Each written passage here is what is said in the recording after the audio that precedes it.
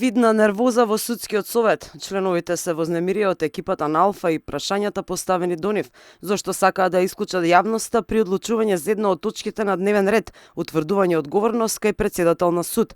Не сакаат да кажат за кој суд и кој председател се работи и за каква одговорност станува збор. Сепак, Алфа дознава дека на дневен ред е рачно распоредување на 190 предмети од страна на председателот на Управен суд Бурим Сејдини, надвор од АКМИ системот.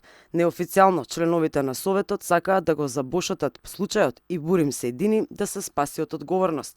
Најбучни беа заменик председателот Ханиф Зендели, а и судијата Селим Адеми. Не може вака на овој начин.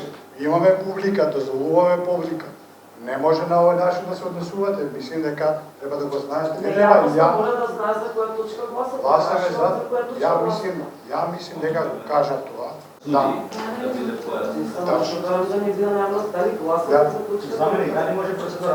Инаку председателот на Управен Бурим Сејдини се поврзува со ДУИ и партискиот врв преку Зајас, родното село на Али Ахмети, и тој и лидерот на интегративците имаат родни куќи таму, што може да се види и од нивните анкетни листови. И други членови на Советот имаат слично политичко, роднинско, клановски врски.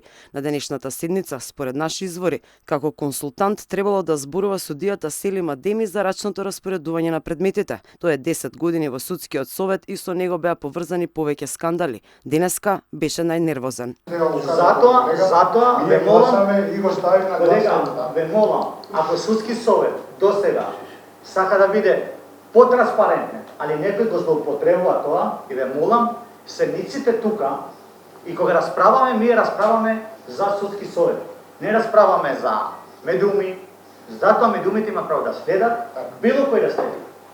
Ваквите прашања упади не се дозволува и никога дозволено 10 години во овој судски совет. На денешната седница не беше присутен председателот на Советот Сашко Ѓоргиевски, а ја водеше новиот подпредседател Ханиф Зендели, кој седна на местото на Селим Адеми, судијата кој против сите правила и прописи направи пуч и ја разреши од председателското столче Весна Дамева. Откако дадоа пауза, судијата Павлина Црвенковска ја искористи паузата за цигара во канцеларија. За ваков случај, рачно распоредување на предмети, поранишниот председател на Кривичниот суд Владимир Панчевски веќе е на издржување 2,5 годишна затворска казна.